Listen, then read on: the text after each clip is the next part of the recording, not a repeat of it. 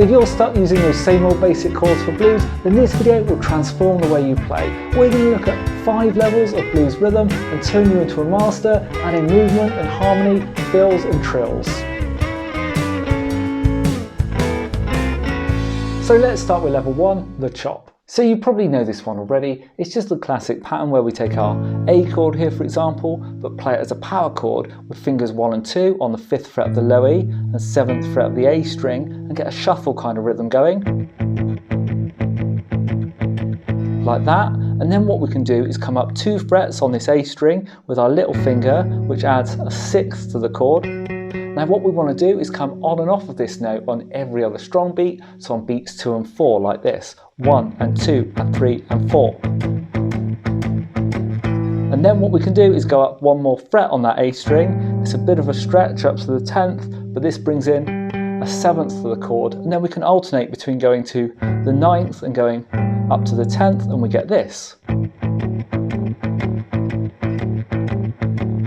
Probably the most classic blues rhythm pattern, and this is great because it's low down when you're kind of sitting in behind someone else playing a solo and you want your guitar to be back in the mix. This is a really great thing to play.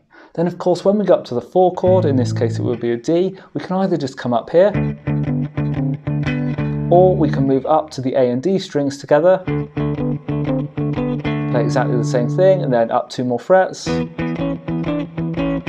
that's the 5 chord of E. A little pro tip if you want to expand this further is that you can shift from this position so that the first finger comes to replace the second finger at the 7th fret of the A string, which then frees up the 2nd and 3rd fingers to play the minor 3rd at the 8th and major 3rd at the 9th on the low E, giving that kind of a sound, and you can add that in something like this. So putting that in context with the track is going to sound like this.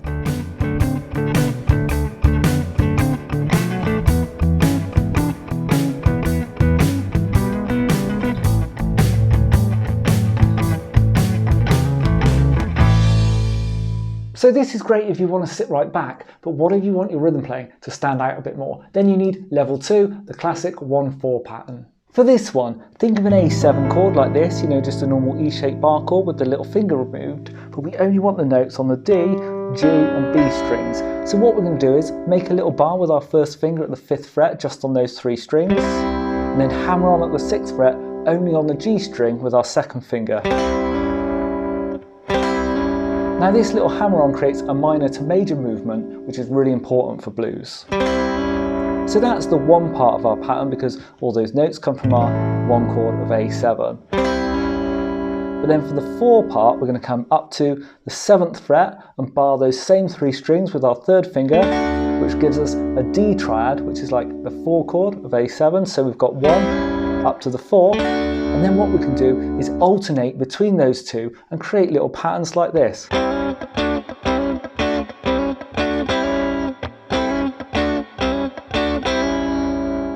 Then when the progression moves from A up to D, we can do exactly the same thing, but in the D chord position. Same again, in the E chord position. And a pro tip to take this one a step further, when you do your hammer on, you can create a trill by coming on and off it quite rapidly. Getting that kind of a sound. So here we go again with the track.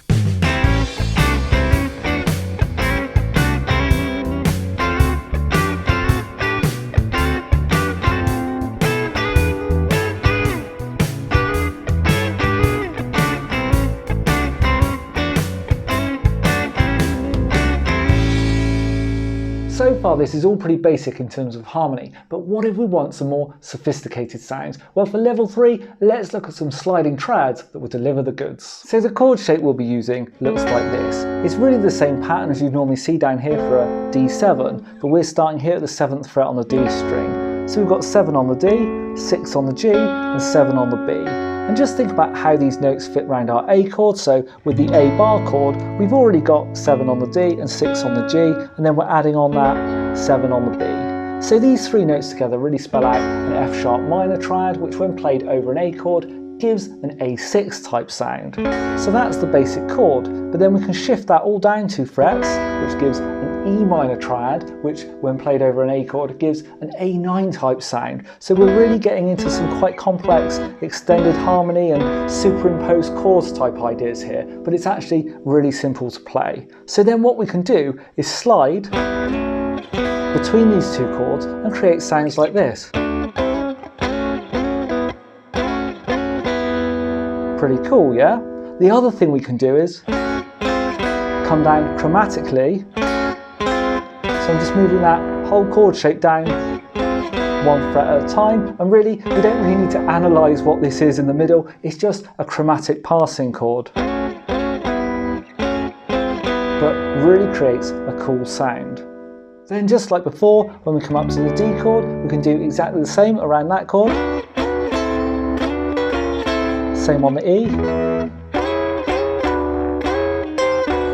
Then a pro tip for this one, we can add the little finger on the high E string as well, which adds another extension, another little bit of sophistication and sparkle on top. And this sounds really nice for a chromatic kind of ending like that.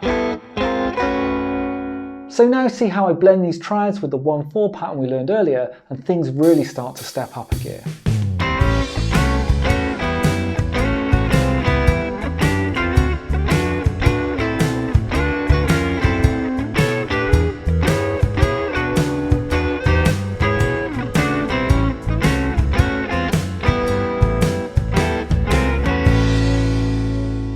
Now even when you're in rhythm mode, there'll be times that you need to slip in a fill here and there. So for level 4, let's look at some double stops. Now double stops, or to put it more simply, playing two notes at once, is a great way to add fills when you're playing rhythm because they bring in melody but carry more weight than if we switch to single notes. The double stops we'll be looking at here are 6, which give us this type of sound.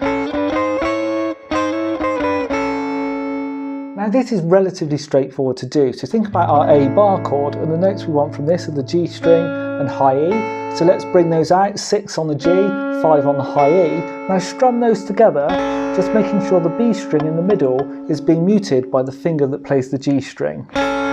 So those are our chord tones from the A chord, but then what we get is 3 other pairs of 6 that we can use. So come up to the 7th fret, both fingers on the 7th fret on the G and high E. So strum those together, and then again up to the 8th, and then again up to the 9th. So we've got these 3 pairs where both fingers are at the same fret, so it's quite simple to remember, and then our chord tones down here where they're offset by 1 fret. So a really simple thing to do is just work up them like that and then back down again. I find when you're coming down it works well to just slide into that top one like that. Then it barely needs saying at this point, but once we get up to the D, we can do exactly the same again to take our chord tones and then 3 pairs above, same on the E, and get great little fills on any chord. Once again with the track, I'll use the 1/4 pattern as my bass and then add in some fills using these 6.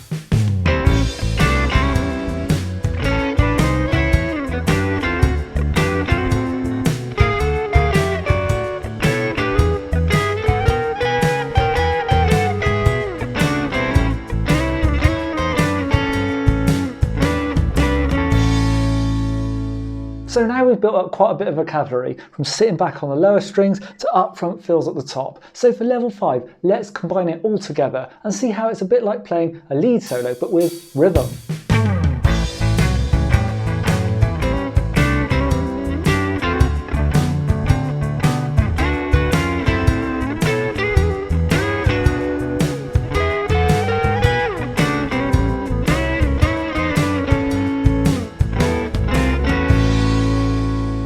So then what's beyond level 5? Well, you need to watch this video to find out.